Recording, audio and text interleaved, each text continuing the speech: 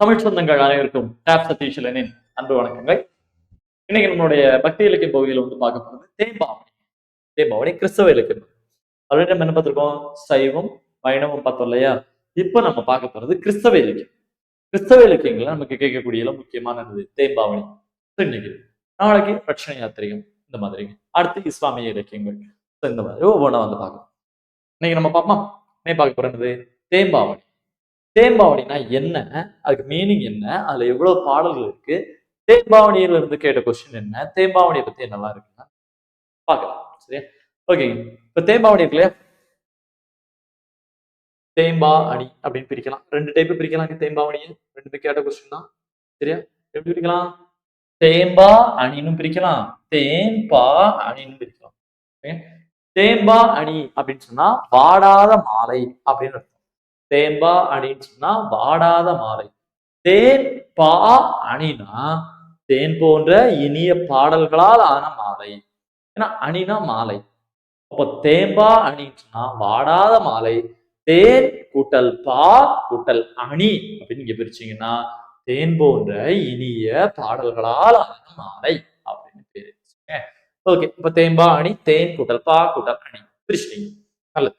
அடுத்த பக்கம் இந்த தேம்பாவணியில எவ்வளவு காண்டங்கள் எவ்வளவு பாடல்கள் பாத்தீங்கன்னா 3 காண்டம் 36 படலம் 3615 பாடல்கள். 3 காண்டம் 36 படலம் 3615 பாடல்கள். 3 36 36 15. அடுத்துங்க. சரி. இப்ப தேம்பாவணி பத்தி பார்ப்போமா? தேம்பாவணி பத்தி என்ன சொல்றாங்க? கிறிஸ்தவ சமயத்தினரின் கலைக்களஞ்சியம் சொல்லியிருக்காங்க. ஏன் கிறிஸ்தவ சமயத்தோட கலைக்களஞ்சியம் அப்படின்னு தேம்பாவணியை சொல்றாங்க அப்படின்னா தேம்பாவணி சொல்றது காரணம் தேம்பாவணியில ரோமன் கத்தோலிக்க கருத்து ரோமன் கத்தோலிக்க கருத்துக்கள் அதிகமா இருக்கு.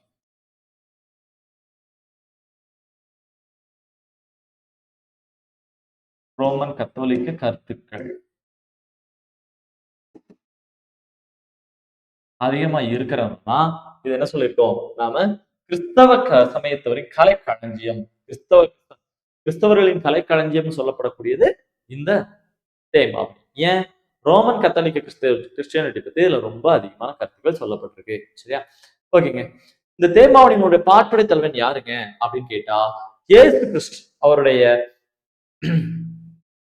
அவருடைய தந்தையான வளர்ப்பு தந்தையான சூசைமா முனிவர். சரிங்க. யோசேப் அப்படின்னு சொல்லுவோம் இல்லையா? சூசைமா முனிவர். சரி. தேம்பாவணி நூலுடைய பாட்டுடை தலைவர் அப்படின்னு சொல்லக்கூடிய சூசைமா முனிவர். இயேசு கிறிஸ்து கிடையாது. சரிங்க. இயேசு கிறிஸ்து இல்ல. இயேசு கிறிஸ்துவோட வளர்ப்பு தந்தையான யாரு? சூசைமா முனிவர்.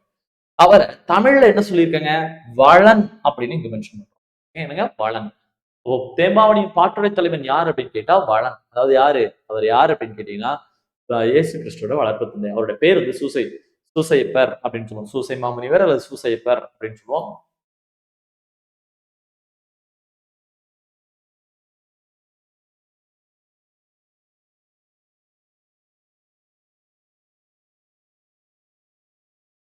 சூசையப்பர் அப்படின்னு சொல்லுவோம். சூசையப்பர் அல்லது சூசைமா முனிவர். அவரை தமிழ்ல சொல்லும்போது வளன், அதாவது வளங்களை வளரச் செய்வோம் அப்படிங்கிற மீனிங்ல வச்சிருக்கோம். சரிங்க. இப்போ இவரை பத்தி பார்த்தோம். ஓகேவா? எப்ப எழுதப்பட்டிருக்கு? 1726 எழுதப்பட்டிருக்கு. சரிங்க.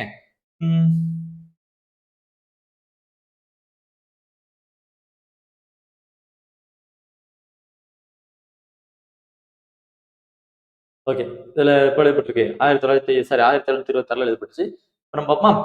இதுல இன்னும் வேற என்ன இருக்குன்னா இப்போ ஜோசப், அதாவது யோசப் அப்படின்னு சொல்லுவோம். இவரைத்தான் சொல்றோம் சூசைமான் முனிவர், சூசையப்பர் அல்லது வளன் அப்படின்னு இங்க சொன்னோமா? ஜோசப் அவரைத்தான் வளன் அப்படின்னு சொல்லியிருக்காங்க. அடுத்து ஐசக், அவரை வந்து நகுலன் அப்படின்னு சொல்றாங்க. ஐசக்கன் நகுலன் அப்படின்னு சொல்றாங்க. கருணையன் அப்படின்னு யார சொல்லியிருக்காங்க?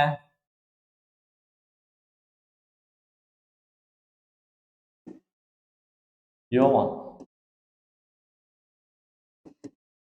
திருமுழுக்கு யோவான் அப்படின்னு ஒருத்தர் இருப்பார் இல்லையா? திருமுழுக்கு யோவானை தான் என்ன சொல்றாங்க அப்படின்னு சொன்னா கருணையன் அல்லது அருளப்பன் அப்படின்னு சொல்லுவாங்க. என்னங்க? திருமுழுக்கு யோவானை தான் கருணையன் அல்லது அருளப்பன் சொல்லுவாங்க. திருமுழுக்கு யோவான் யார் அப்படின்னா இயேசு கிறிஸ்துடைய பிறப்ப முன்னாடி சொன்னவர். யாருங்க? இயேசுவின் பிறப்ப முன்னாடி சொன்னவருங்க.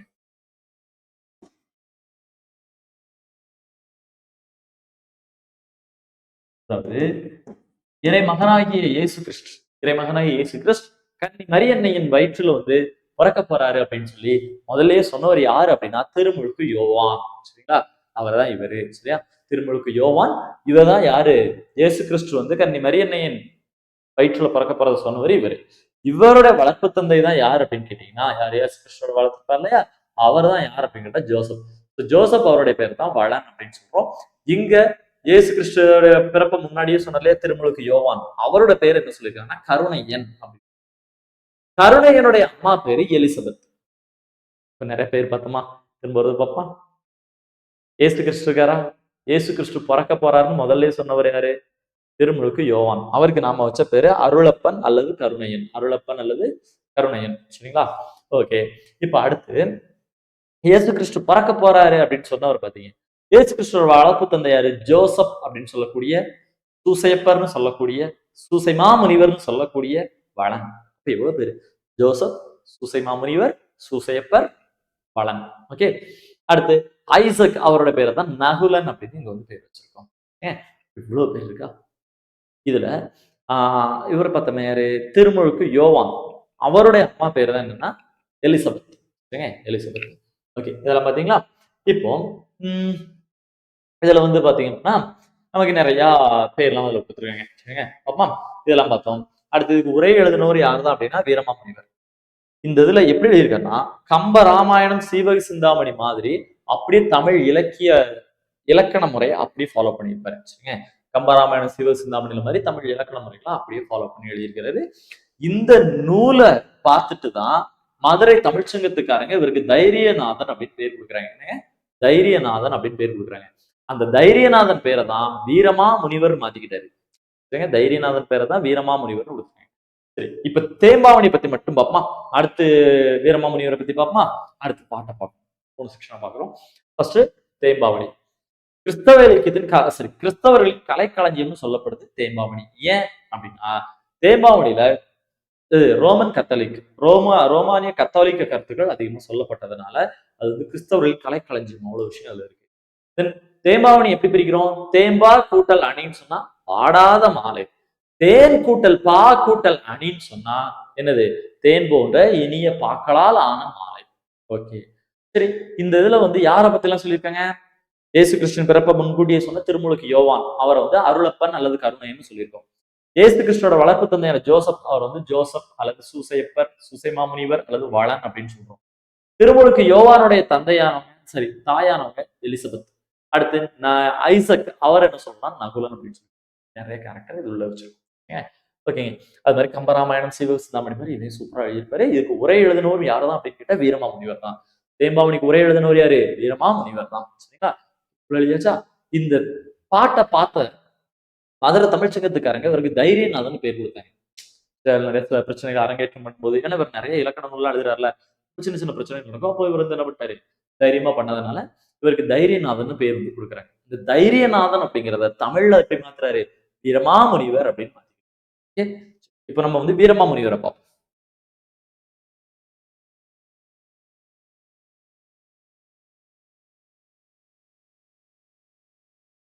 தேம்பாவணியின் ஆசிரியர் யாரு? வீரமாமுனிவர். பிறந்த ஊர் எங்கன்னா இட்டாலியில காஸ்டிக்லியோனா. காஸ்டிக்லியோனா இத்தாலி. இத்தாலினாலே கேபிட்டல் என்ன? ரோம். அப்ப ரோமன் கத்தோலிக். நான் வந்துருச்சா? ஓகே, என்ன ஏன்னா அந்த ரோம்குள்ளதான் வாட்டிகன் சிட்டி இருக்கு. வாட்டிகன் சிட்டில தான் யார் இருக்கா? போப்பாண்டவர் இருப்பாரு. இத்தாலியோட கேபிட்டல் தான் ரோம். ரோமுடைய ரோம்க்கு உள்ள இருக்கக்கூடிய ஊர் தான் என்ன அப்படின்னு கேட்டீங்கன்னா ரோம்க்கு உள்ள இருக்கிறதா வாட்டிகன் சிட்டி. வாட்டிகன் சிட்டிங்கிறது உலகத்தோட குட்டி நாடு. வாட்டிகன் சிட்டில யார் இருப்பா? போப்பாண்டவர் இருப்பாரு. அந்த ரோமன் கத்தோலிக்க கருத்துக்கள் எல்லாம் எப்படி வந்துச்சுன்னு இப்ப புரிஞ்சிருச்சா? அடுத்துங்க, பெற்றோர் யார் அப்படின்னா கொண்டல் பெஸ்டி அண்ட் எலிசபெத். இவருடைய காலம் 1280 இருந்து 1147. பார்ப்போம். அவரோட பிறப்பு இறப்பு இருக்கான்னு பார்ப்போம். இல்லை நம்ம எழுதிடுவோம்.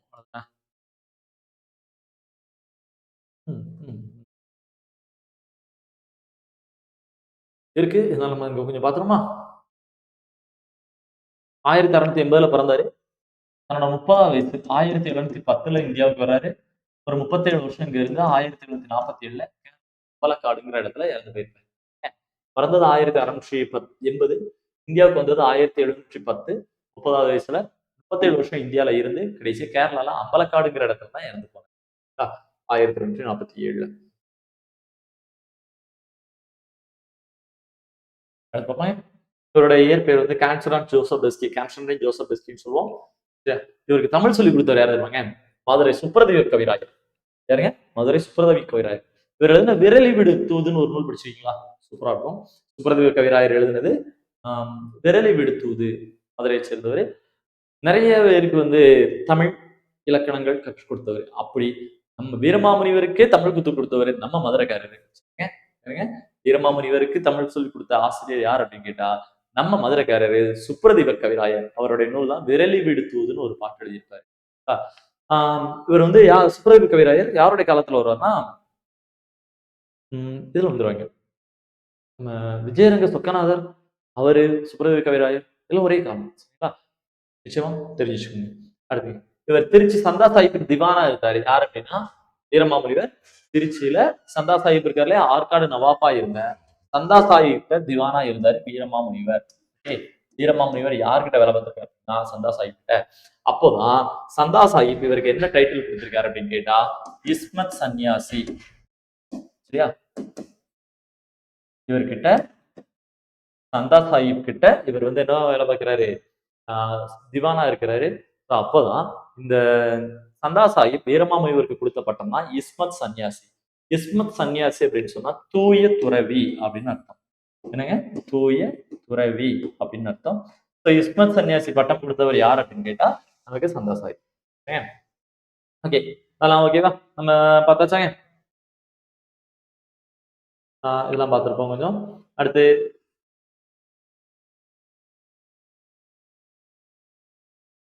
ம், ம்,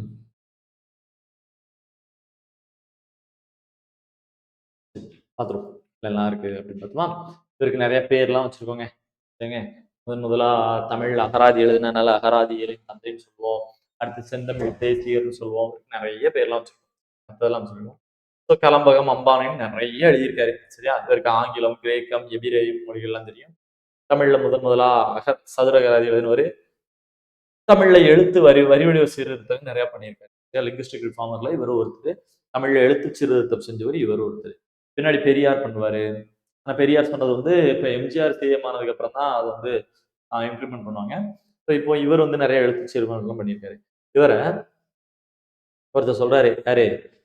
வீரமாமுனிவர் தமிழ் முனிவர்களுள் ஒருவராக திகழ்கிறார் அப்படின்னு சொன்னவர் யாருன்னா சொல்லின் செல்வர் ராபி செய்தி இவர் அங்க வரணும்னா மிஸ்டேக்கா வந்திருக்காரு. நான் அங்க எழுதி போட்டுட்டா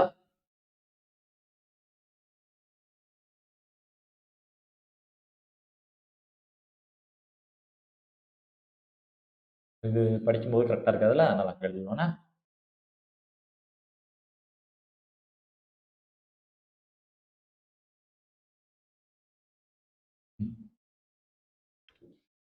சொன்னவர் யாரு? சொல்லின்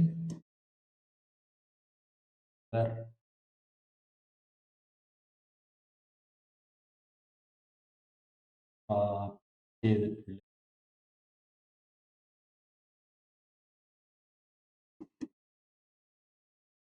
ராபி சேதுப்பிள்ளை. சரியா? இவர் வந்து சொல்றாரு. இதெல்லாம் கேட்ட கொஸ்டின்ங்க. ரீசெண்டா ஒரு 2 இயர்ஸ் முன்னாடி கூட இந்த கொஸ்டின். அடுத்து இவருக்கு மதுரை தமிழ்ச்சங்கம்னா தைரியநாதர் பட்டம் கொடுத்துச்சு. அதை நம்ம பார்த்தோம். அடுத்துங்க இது நம்ம சொன்னதான் 1910 வந்தது. இதெல்லாம் ஓகேங்க. வீரமாமுனிவர் எழுதின வேற நூல் பார்த்துருமா? ஞான உபதேசம், திருக்காவலூர் கலம்பகம், பரமார்த்தக்கூறு கதைகள், சதுரகராதி, தொன்னூல் விளக்கம், கொடுந்தமிழ் இலக்கணம், செந்தமிழ் இலக்கணம், ஏதகம், ஏதகம் மாறுதல், வேதியர் ஒழுக்கம், ஒன்று மிஸ் ஆயிருக்குன்னு எழுதி போட்டுருமா? அது சேர்த்து இருக்கு.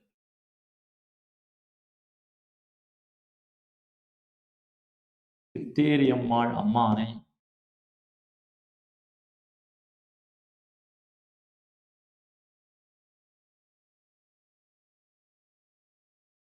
அன்னை அழுங்கல் அந்தாதி,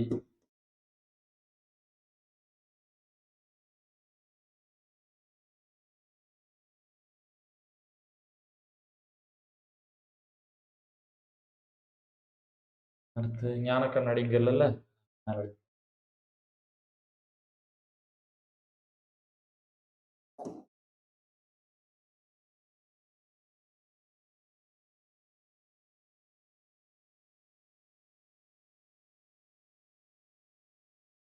இந்த மாதிரி இதெல்லாம் அவர் எழுதுனதுங்க. அவர் எழுதுனதுல நிறைய இருக்கு. நம்ம பார்த்துருக்கோம். சரிங்களா? ஓகே. அடுத்து பார்க்கலாம் அப்படின்னா, இதுல இடையில பாருங்க. ம். சதுர அகராதி எழுதினாரா? தமிழுடைய முதல் அகராதி சதுர அகராதி. தொன்னூல் விளக்கத்த என்ன சொல்லுவோம்னா, குட்டி தொல்காப்பியம்னு சொல்லுவோம். ஓகே. ஒருவேளை கொஸ்டின் கேட்டு குட்டி தொல்காப்பியம் எதுன்னு கேட்டாங்கன்னா, தொன்னூல் விளக்கம். தொன்னூல் விளக்கம் இல்ல அப்படின்னு சொன்னாக்க, இலக்கண விளக்கம். நம்ம முன்னாடியே அத பத்தி பேசியிருப்போம். சரிங்களா? கிளாஸ்ல நம்ம அத பத்தி பார்த்திருக்கோம். சரிங்களா? ஓகேங்க. இப்ப அடுத்து என்ன இருக்கு? பரமார்த்த குறுக்கதைகள். பரமார்த்த குறுக்கதைகள் என்ன சொல்லும்னா, தமிழுடைய முதல் ஏளன நூல் அப்படின்னு சொல்லுவாங்க. பரமார்த்த குறுக்கதைகள் என்னது? தமிழின் முதல் ஏளன நூல். தமிழின் முதல் ஏளன நூல் அப்படின்னு சொல்லக்கூடியது நமக்கு இது இந்த பரமார்த்த குரு கதைகள் தான். ஓகே. இல்லையா? அப்போ இவருடைய நூல்கள்ல முக்கியமான என்னெல்லாம் இருக்கோ அதெல்லாம் நம்ம கொடுத்துருக்கோம். வீரமாமுனி இவருடைய இதுல முன்னாடி கேட்டதெல்லாம் பார்த்தாச்சு. இப்போ சதுரகராதி இதெல்லாம் எழுதுனதுனால தான் அவர் என்ன சொல்றோம் அப்படின்னா, தமிழ் அகராதியியலின் தந்தை அப்படின்னு வந்து இவர் சொல்லப்படுறாரு. சரிங்களா? தமிழ் அகராதியியலின் தந்தைன்னு சொல்லப்படக்கூடியவரும் இவர்தான். செந்தமிழ் தேசிகர், தமிழ் முனிவர்களுள் ஒருவராக திகழ்கிறார். இப்படிலாம் இருக்கு நிறைய பேர். அவருடைய பாட்டு பார்த்துருமா? இப்ப நம்ம ஃபர்ஸ்ட் பார்த்திருக்கோம். என்னது? முதல்ல வெம்பாமணின்னு என்னன்னு பார்த்தோம். அடுத்து இவரை பத்தி பார்த்தோம். கான்சுலா ஜோசப் பென்ஸ்கி அப்படிங்கிற பேர்ல பிறந்தாரு 1680ல. 1710ல இந்தியா வந்தாரு. 1747ல அம்பலக்காடுங்கிற இடத்துல இறந்திருக்காரு. தமிழ் எழுத்து சீர்திருத்தம் பண்ணியிருக்காரு. தமிழ்ல இவ்வளவு நூல் எழுதியிருக்கிறாரு. இவருக்கு வந்து மதுரை தமிழ்ச்சங்கம் கொடுத்த பட்டம் தைரியநாதன். அதைத்தான் இவர் வந்து வீரமாமுனிவர் மாத்திக்கிட்டாரு. இவரை தமிழ் புலவர்களில் ஒருவராக திகழ்கிறார்னு சொன்னவர் யார் அப்படின்னு கேட்டா நமக்கு வந்து காப்பி செய்து இவ்வளவு பதமா இவர் இஸ்மத் சன்னியாசின்னு சொன்னவர் என்ன சந்தா சாஹிப். ஏன்னா சந்தா சாஹிப் கிட்ட இவர் திவானா வேலை பார்த்தாரு. இஸ்மத் சன்னியாசின்னு சொன்ன தூய துறவின் பேரு. ஓகே. பாப்போம் இங்க பாட்டுங்க. நம்ம எலிசபெத் அம்மையார் ஒருத்தவங்களை பார்த்தோம் இல்லையா? எலிசபெத் அம்மையார் யாரு? எலிசபெத் அம்மையார் யார் பார்த்தோம்? திருமுழுக்கு யோவான், இந்த அருளப்பன் கருணையன் அப்படின்னு பார்த்தோம் இல்லையா? இயேசு கிறிஸ்து வந்து கன்னி மரியன்னையின் வயிற்றுல பிறக்க போறாரு முன்னாடியே நமக்கு சொன்னவர் யார் அப்படின்னா திருமுழுக்கு யோவான். அவர் தான் இயேசு கிறிஸ்து பிறக்க போறாரு நமக்கு முன்னாடியே அறிவிச்சாரு. அப்படி அவர் இருக்கார் இல்லையா? அவருடைய அன்னையான எலிசபெத் அம்மையார் வந்து இறந்துட்டாங்க. அவங்கள அந்த எலிசபெத் அம்மையார் இறங்கும்போது அவங்களோட உடம்ப அடக்கம் பண்ணும்போது திருமுழுக்கு யோவான் எப்படி ஃபீல் பண்றாரு? அதுதான் இந்த பாட்டு. 6 பாடல்கள் 7 பாடல்கள் இருக்கும். முக்கியமான பாடல்கள். இப்போதைக்கு ஸ்கூல் புக்ல இருக்கக்கூடியதுல இந்த பாடல் தான் இருக்கு. ஃபர்ஸ்ட் பாருங்க. முதல்ல இருக்கு பூக்கையை குவித்து பூவே புரிவோடு காக்கென்று பூஞ்சேக்கையை பரப்பி இங்கன் திருந்திய அறத்தையாவும் யாக்கையை பிணித்தென்று ஆக இனிது இனிதுளுள் அடக்கி வாய்ந்த ஆக்கையை அடக்கி பூவோடு அழுங்கனில் பொழிந்தான் மீதே. பாடப்பா ஃபர்ஸ்ட் மீனிங்ல கொஞ்சம் பாத்துருமா? மீனிங் எழுதிட்டோம்னா கொஞ்சம் நல்லா இருக்கும். பூ கையை குவித்து பூவே புரிவோடு காக்கென்று காக்கென்றுனா காப்பாத்து. ஓகே. பூஞ்சேக்கை. சேக்கை அப்படின்னா படுக்கை. பூஞ்சேக்கைன்னா மலர்படுக்கை. சேக்கைனா படுக்கை. இங்கன் திருந்திய அறத்தையாவும் யாக்கையை. யாக்கைனா உடல். ஆக்கையை ஆக்கை உடல் தான். அழுங்கணீர் கணீர்னா கண்ணீர். ஒண்ணுல பூக்கையை குவித்து புரிவோடு காக்கின்ற பூச்சேக்கையை பரப்பி, அதாவது எலிசபெத் அம்மையார் இறந்திருக்காங்க. திருமுழுக்கு யோவான் அவருக்கு இறுதி சடங்கு பண்றாரு எப்படின்னா அதுல குழியெல்லாம் தோண்டிட்டு அதுல என்ன பண்றாரு பூச்சேக்கை பூ படுக்கை சரியா கீழே வந்து பூவெல்லாம் போட்டு குழி தோண்டி அதுல பூவெல்லாம் போட்டு இது பண்ணிட்டாரு. அடுத்து அந்த அம்மாவோட உடம்ப வைக்கிறதுக்கு முன்னாடி இவர் என்ன சொல்றாரு பாருங்க. பூக்கையை குவித்து பூவே பூ அப்படிங்கிறது பூமியை சொல்றாரு. பூக்கை தன்னோட மலர் போன்ற கவியை குவிச்சு எதை கேட்கிறாரு? பூமியை பார்த்து கேட்கிறாரு. பூமியே பூக்கையை குவித்து தன்னோட மலர் போன்ற கைகளை குவித்து பூமியை பார்த்து கேட்கிறாரு. பூவே புரிவோடு காக்கென்று தாயின் உடலை பத்திரமா பார்த்து அப்படின்னு சொல்றாரு. பூஞ்சேக்கையை பரப்பி இந்த குழியில என்ன பண்றாரு? மலர்படுக்கையை அமைக்கிறாரு பூவெல்லாம் தூவி. இங்கன் திருந்திய அறத்தை யாவும் யாக்கையை பிடித்தென்று ஆக இதுவரைக்கும் அறத்தை மட்டுமே பின்பற்றி வாழ்ந்த என் தாயோட உடம்ப நான் நினைக்கிறேன். ஆக்கையை அடக்கி பூவோடு அழுங்கடில் பொழிந்தான் மீதே. என்ன பண்றாரு? தாயோட உடம்ப வச்சு பூவோட சேர்த்து தன்னோட கண்ணீரையும் சிந்துறாரு. ஓகேவாங்க? என்ன பண்றாரு? தன் தாயோட உடம்ப வைக்கிறாரு. வைக்கும்போது பூக்கையை குவித்து பூவே புரிவோடு காக்கன்றன்னு சொல்லிட்டு பூமியை பார்த்து கும்பிடுறாரு. அடுத்து தன் தாயோட உடம்ப உள்ள வச்சு அதுல பூவையும் போட்டு தன் கண்ணீரை சிந்தி சேர்த்தார். இப்ப என்ன சொல்றாருன்னா தன் தாய் இல்லாமல் அவர் எவ்வளவு கஷ்டப்படுறாருன்னு சொல்லியிருக்காரு பாருங்க. இதுக்கு அடுத்து சொல்லுவாரு பாருங்க, தன் தாயை இழந்ததுக்கு அப்புறம் அவர் எவ்வளவு கஷ்டப்படுறாரு. வாய்மணியாக கூறும் வாய்மையே மழைநீராகி தாய்மணியாக மார்பில் தயங்கி உள்குளிர வாழ்ந்தேன். தூய்மணியாக தூவும் துளியில் இது இளங்கூழ் வாடி காய் மணியாகும் முன்னர் காய்ந்தன காய்ந்தேன் அந்தோ. பாருங்க, வாய்மணியாக கூறும் வாய்மையே மழைநீராகி தாய்மணியாக மார்பில் தயங்கி உள்குளிர வாழ்ந்தேன். தூய்மணியாக தூவும் துளியில் அது இளங்கூழ் வாடி காய் மணியாகும் முன்னர் காய்ந்து என காய்ந்தேன் அந்தோ. இதுல இளங்கூழ்னா இளம் பயிர்.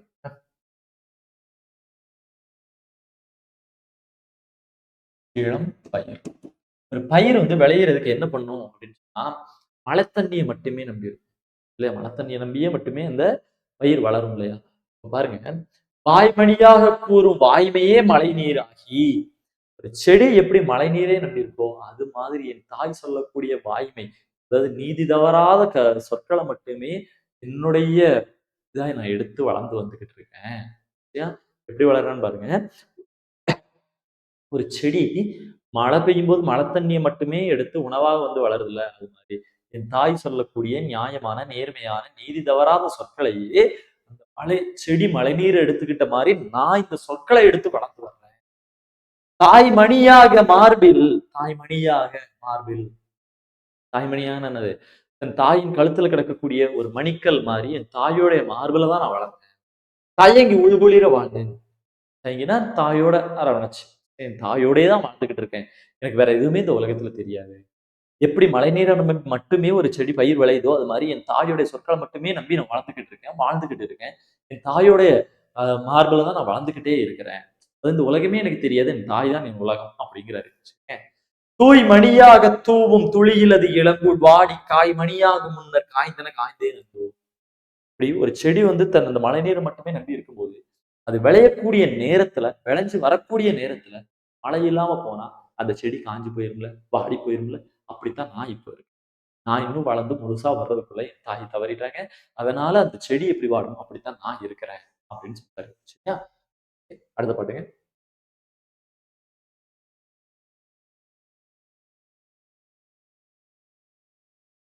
5 பாட்டு 2 பாட்டு பார்த்தாச்சா? விரிந்தன கொம்பில் கொய்த வீயன உள்ளம் வாட எரிந்தன தினச்சு அம்புண்டு இரும்புளை புண்போல் நோக பிரிந்தன புள்ளின் காணில் பெரிது அழுது இறங்கி தேம்பச் சரிந்தன அசும்பில் செல்லும் தடவிலா தனித்தேன் அந்தோ. சொல்றாரு, தாய் இல்லாம நான் எப்படி வாழ போறேன் அப்படிங்கிறது. விரிந்தன கொம்பில், கொம்பில்னா கிளை, கொய்தன பறித்த, வி மலர், நச்சு நச்சு விஷம், இரும்புழை புண்போல் நோக பிரிந்தன புல், புல்னா பறவை,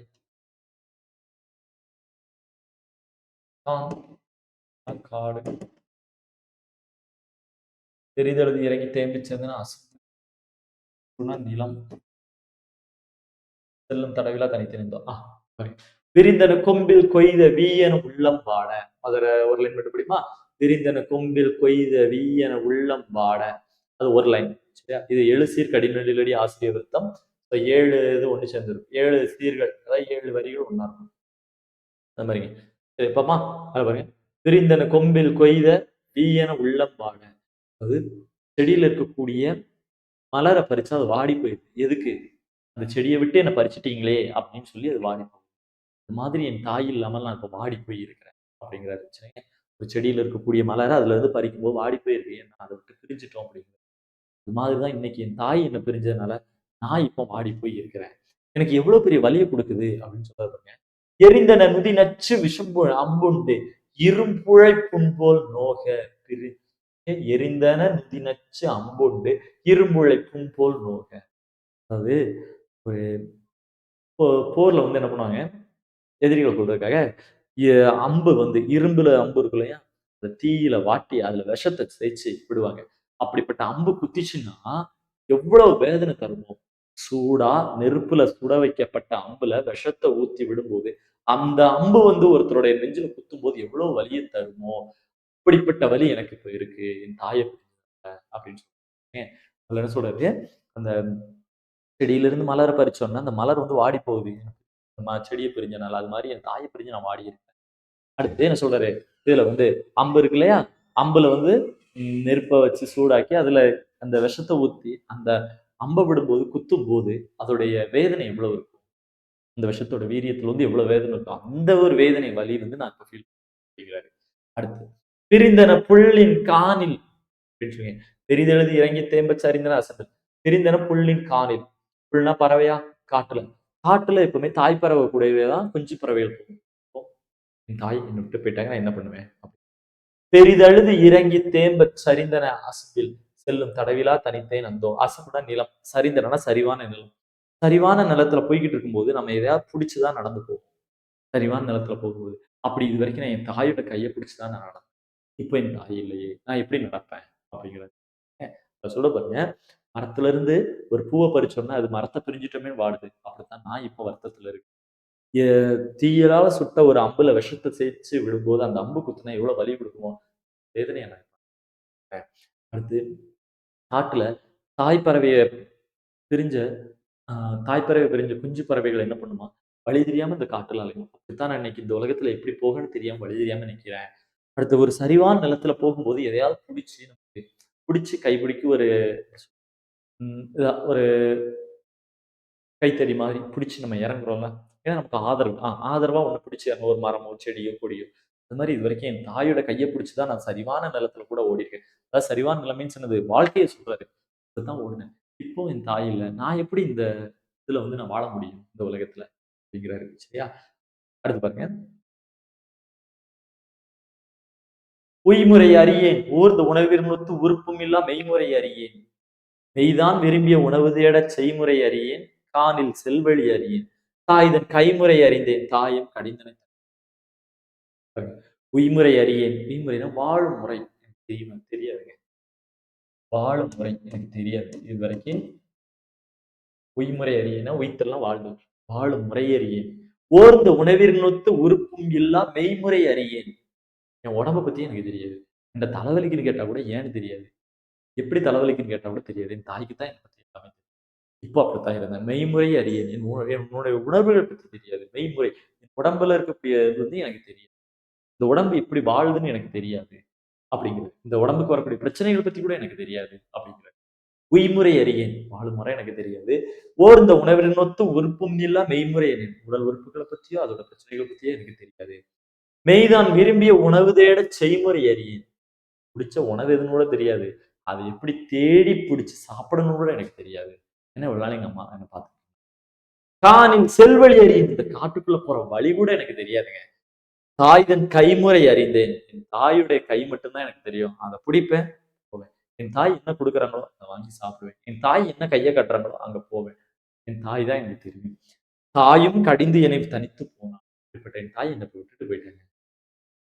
என்ன சொல்றேன் பாருங்க. பொய்முறை அறியேன். வாழும் முறை தெரியாது. ஓர்ந்த உணர்வின் முத்து உறுப்புமில்லா மெய்முறை அறியேன். உடல பத்தியும், உடல் உறுப்புகள பத்தியும், அதுக்கு வரக்கூடிய பிரச்சனைகளும் தெரியாது. மெய்தான் விரும்பிய உணவு தேடச் செய்முறை அறியேன். உணவ தேடி சாப்பிட கூட எனக்கு தெரியாது. காணில் செல்வழி அறியேன். இந்த காட்டுக்குள்ள போகக்கூடிய வழி கூட எனக்கு தெரியாது. தாய்தன் கைமுறை அறிந்தேன். என் தாயோட கை மட்டும் தான் எனக்கு தெரியும். தாயோட கை என்ன செய்ய சொல்லுதோ அதுதான் செய்யும். என் தாய் என்ன குடுக்குறாங்களோ அதுதான் எனக்கு தெரியும். எனக்கு எதுவுமே தெரியாது. தாயும் கடிந்தனை தனித்து போனாள். இப்படி இருந்த என்னை அப்ப தன் தாயோட பிரிவை பத்தி இவ்வளவுதான் சொல்லியிருக்காரு.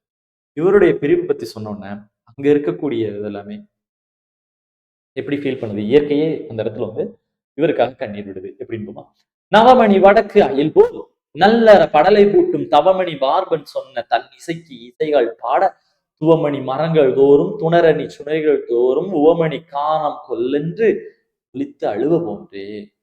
பாருங்க. நவமணி வடக்கு அயில் போல் நல்லற படலை பூட்டும். படலைன்னா